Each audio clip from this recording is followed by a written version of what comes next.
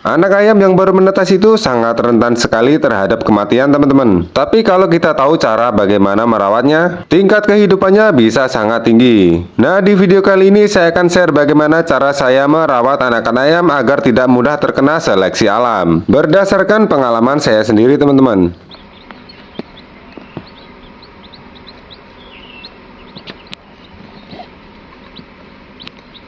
Assalamualaikum warahmatullahi wabarakatuh. Halo teman-teman, selamat pagi, selamat datang kembali di channel peternakan ayam sederhana saya teman-teman. Seperti biasa di video kali ini saya akan mengupdate perkembangan ayam-ayam saya yang ada di kandang teman-teman. Dan di video kali ini saya akan memperkenalkan anggota baru di kandang, yaitu generasi kedua keturunannya Satria dan juga Srikandi teman-teman. Selain itu saya akan menunjukkan penampakan coki yang terbaru teman-teman setelah jengger bawahnya saya hilangkan ya. Selain kabar baik tersebut, saya juga ada sedikit kabar yang kurang mengenakan ya teman-teman tentang anaknya Satria dan juga Srikandi generasi yang pertama. Dan nanti saya akan share juga bagaimana cara saya merawat anakan ayam agar tidak mudah terkena seleksi alam ya. Berdasarkan pengalaman saya sendiri teman-teman, karena alhamdulillah sebagian besar ayam-ayam saya yang ada di kandang ini saya rawat dari kecil ya.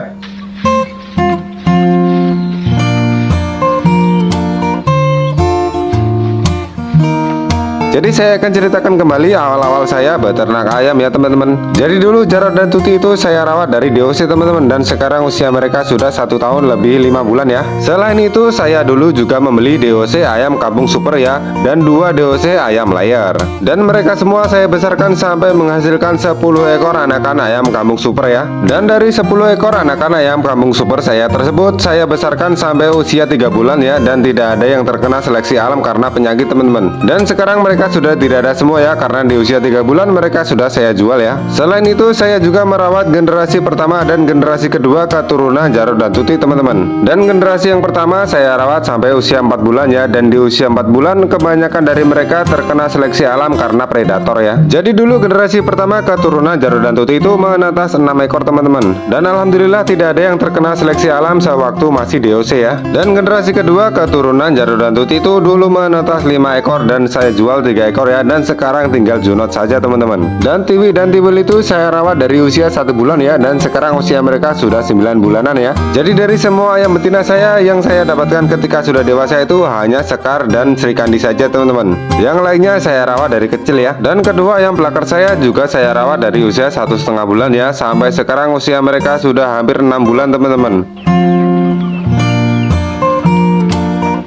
Dan sekarang saya sedang fokus merawat junior-junior yang ada di kandang teman-teman, seperti kedua ekor anak-anaknya Satria dan juga Srikandi generasi yang pertama nih ya. Jadi sekarang anak-anaknya Satria dan juga Srikandi itu yang jantan dan yang betina sudah saya pisahkan teman-teman. Karena yang betina ini sangat nakal sekali teman-teman, karena suka menghilangkan bulu di punggung anak-anak yang jantan ya. Dan 3 ekor yang betina sudah saya pindahkan ke kandang pembesaran sebelah sini ya. Dan ada 1 ekor lagi yang saya pisahkan tersendiri teman-teman. Nah ini dia yang satu teman-teman, dia ini saya pisahkan tersendiri di sini karena sedang sakit ya. Jadi sakitnya itu karena saudara-saudaranya sendiri teman-teman. Jadi lukanya itu lumayan cukup serius ya. Maka dari itu dia saya pisahkan tersendiri. Berbeda sekali dengan ke-7 ekor anak-anaknya Sekar bersama Toto ini teman-teman. Di usia 3 bulan mereka akur-akur saja ya. Dan di usia 3 bulan ini mereka masih saya jadikan satu di dalam satu kandang ya. Nanti kalau sudah ada kejanggalan-kejanggalan baru mereka akan saya pisahkan ya. Dan untuk ayam-ayam saya yang jantan belum ada perkembangan yang signifikan ya. Jadi kita skip saja teman-teman. Kita akan langsung menuju ke coki saja ya.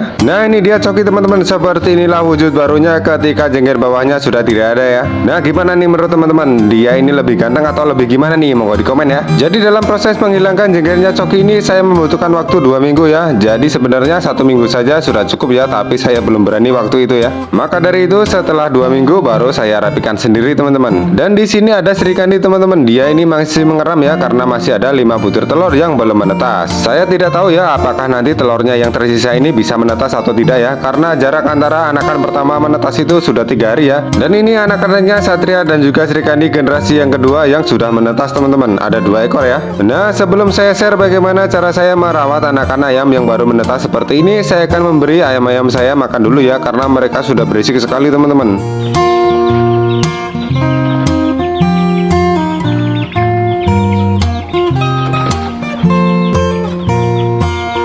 Jadi untuk meracik pakannya langsung kita skip saja ya, karena sudah sering saya spillkan di video-video saya sebelumnya untuk racikan pakan ayam-ayam saya teman-teman. Nanti akan saya tunjukkan hasilnya saja teman-teman kalau sudah jadi semua ya. Karena untuk racikan pakan setiap peternak itu beda-beda ya teman-teman, tidak harus sama. Dan ini saya akan memberi makan anak-anaknya Sekar bersama Jarot dulu teman-teman, karena di usia 1 bulan lebih 10 hari ini mereka masih saya beri pakan kering ya, jadi tidak perlu mencampur-campur. Untuk anakan ayam saya selalu menggunakan pur 511 teman-teman. Teman-teman juga bisa menggunakan BR1 atau 591 ya. Nah ini dia anak-anaknya Sekar bersama Jarot teman-teman. Alhamdulillah masih utuh 5 ekor ya, dan sekarang usia mereka sudah 1 bulan lebih 10 hari ya. Dan minggu depan mereka akan mulai saya ajarin untuk makan pakan yang basah ya. Dan nanti saya akan share juga bagaimana caranya mengganti pakan yang kering ke pakan basah teman-teman. Karena dalam proses pergantian pakan kering ke pakan basah itu tidak bisa langsung ya teman-teman. Prosesnya harus bertahap dan tidak bisa langsung basah ya. Dan di usia ini bulu rawis anaknya Sekar ini sudah ada yang mulai kelihatan ya. Nah seperti ini contohnya teman-teman. Dan dari kelima ekor anak-anaknya Sekar bersama Jarot ini, yang satu ini yang paling kelihatan ya, yang lainnya belum terlalu kelihatan teman-teman. Semoga saja nanti anak-anaknya Jarot bersama Sekar ini banyak yang jantan ya. Hihi.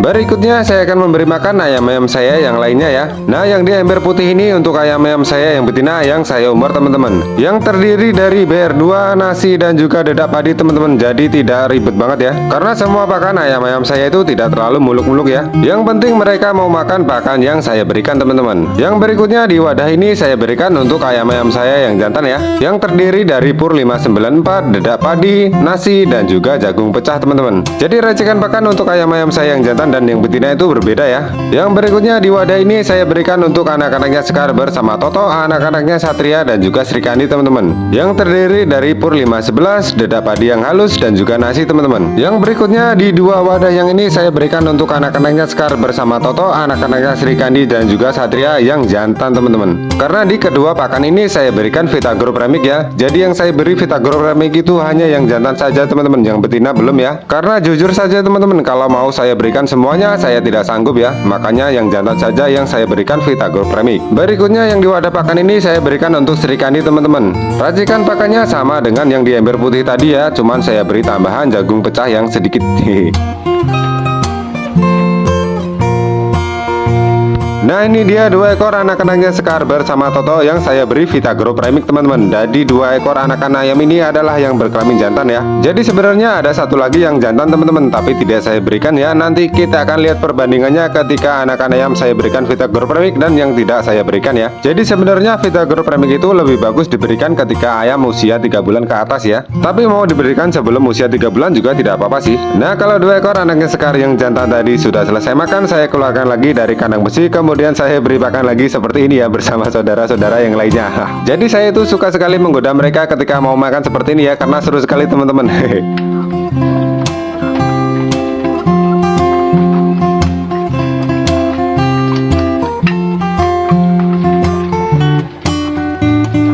Dan di usia 3 bulan seperti inilah penampakan mereka teman-teman. Gimana menurut teman-teman? Usia 3 bulan badannya seperti ini, apakah normal atau gimana nih? Monggo tulis di kolom komentar ya. Dan alhamdulillah di usia ini mereka masih pada akur teman-teman. Jadi nanti kalau ada sesuatu yang tidak mengenakan baru akan saya pisahkan ya. Nah dua ekor yang jantan ini tadi sudah saya beri makan ya, dan mereka masih mau makan lagi teman-teman. Jadi makannya ini banyak sekali ya. Nah mumpung masih di sini saya akan mengupdate perkembangan anak-anaknya Sekar bersama Toto ini yang kakinya panjang sebelah kemarin ya. Dan ini dia salah satu anaknya Sekar bersama Toto yang kakinya panjang sebelah kemarin teman-teman, karena terjepit di kandang sebelumnya ya. Dan alhamdulillah dari hari ke hari pertumbuhan kakinya sudah normal kembali ya, tapi masih sedikit panjang sebelah teman-teman. Ya semoga saja nanti cepat pulih lagi seperti sedia kala ya.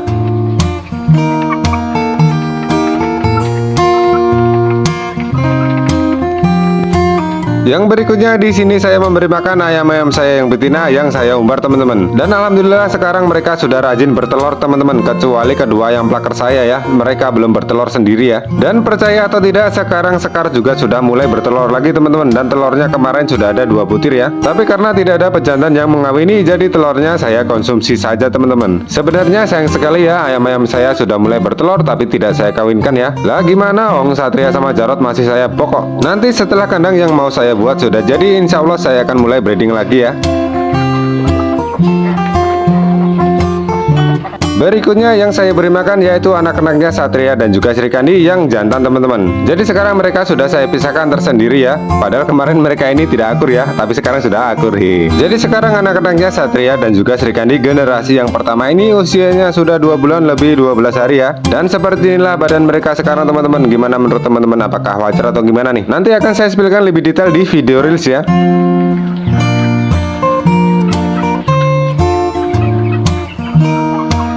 Dan seperti yang saya bilang di awal tadi ya, 3 ekor yang betina ini saya pisahkan di kandang pembesaran sebelah sini teman-teman, karena mereka nakal sekali ya. Sebenarnya mereka mau saja saya umbar teman-teman, tapi kalau saya umbar pasti digodain sama ayam-ayam saya yang betina yang saya umbar lainnya ya. Karena mereka masih kecil-kecil, jadi ya saya biarkan dulu di kandang box sebelah sini ya. Ini kandang pembesaran ding.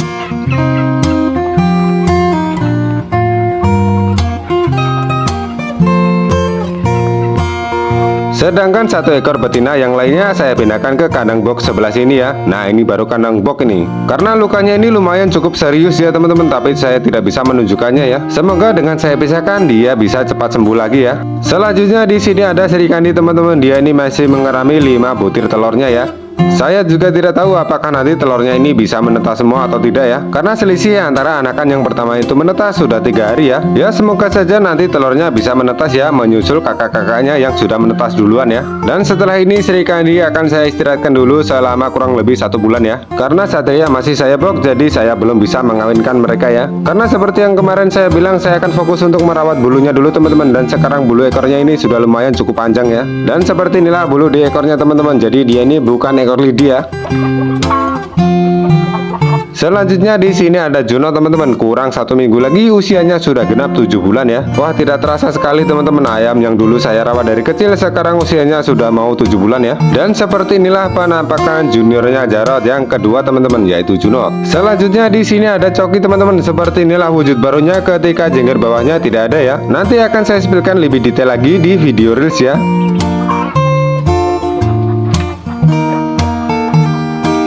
Selanjutnya di sini ada Jarot teman-teman. Sekarang bulu rebung di lehernya sudah mulai banyak ya. Karena sekarang Jarot ini sudah rutin saya beri minyak ikan lagi ya, agar pertumbuhan bulunya lebih maksimal lagi teman-teman.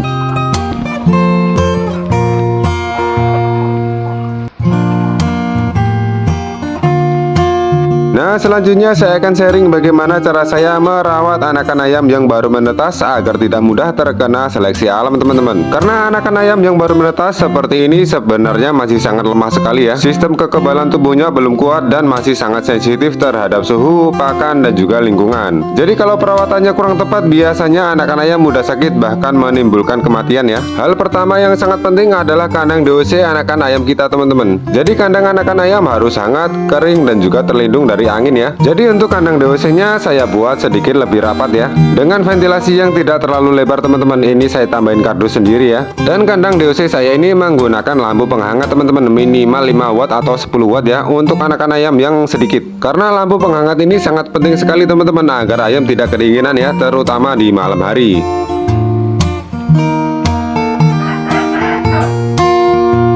Yang kedua yang perlu kita perhatikan yaitu air minumnya teman-teman. Jadi dari usia 0 sampai 7 hari setiap harinya air minumnya saya berikan Vitacik ya. Selain itu kita juga bisa menambahkan sedikit air gula teman-teman untuk tambahan energi ya. Tapi kalau pemberian Vitacik itu sangat penting teman-teman, agar imun tubuhnya kuat ya. Dan pastikan juga tempat minumnya itu bersih ya.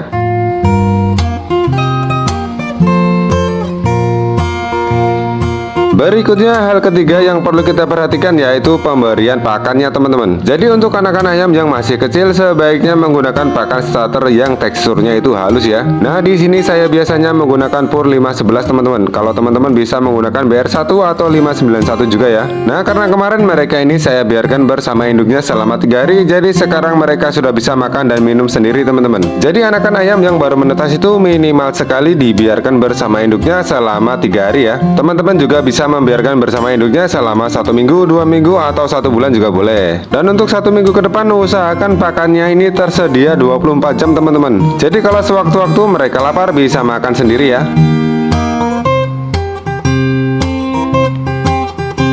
Yang berikutnya yang harus kita perhatikan yaitu menjaga kebersihan kandang teman-teman, dan ini sangat penting sekali ya. Jadi alas kandang DOC kita itu harus selalu kering ya, tidak boleh lembab, karena kandang yang basah dan kotor bisa menjadi sumber penyakit bagi anakan ayam kita ya. Jadi kita harus rutin mengganti alas kandangnya jika sudah mulai kotor ya. Nah, kalau teman-teman tidak ingin repot membersihkan alas kandangnya, saya sarankan menggunakan alas kandang seperti yang saya pakai ini ya. Jadi alas kandang DOC saya ini terbuat dari campuran pasir, kohe kambing, dan juga sekam bakar teman-teman. Jadi saya sudah tidak membersihkan alas kandang DOC saya ini lagi ya, karena alas kandang DOC saya ini kering dan juga tidak bau ya. Dan alas kandang ini sudah saya pakai sejak juniornya Jarod yang pertama itu ada ya, jadi sudah lama sekali teman-teman. Tapi kalau kita menggunakan alas kandang seperti kardus atau koran, harus rutin kita ganti setiap harinya ya.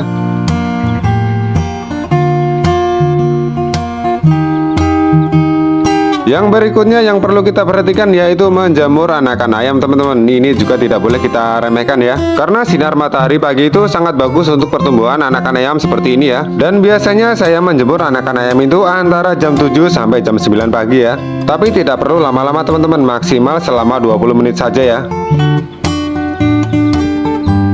Jadi dalam merawat anakan ayam yang baru menetas ini, kita itu harus telaten ya teman-teman. Yang penting kita harus memperhatikan beberapa hal, yaitu kehangatan kandang, pakan, air minum, dan juga kebersihan kandang. Kalau perawatan dasar ini dilakukan dengan benar, biasanya anakan ayam bisa tumbuh sehat dan tingkat kematiannya sangat kecil ya.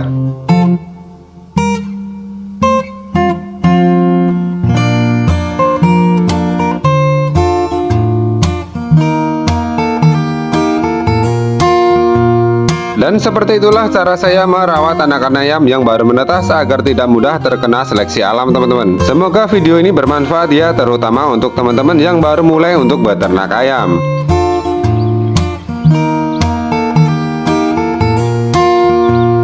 Dan seperti itulah update perkembangan ayam-ayam saya minggu ini teman-teman. Terima kasih banyak untuk teman-teman yang sudah menemani rutinitas pagi di kandang saya ini ya. Jangan lupa subscribe agar saya bisa terus berbagi pengalaman seputar beternak ayam ya.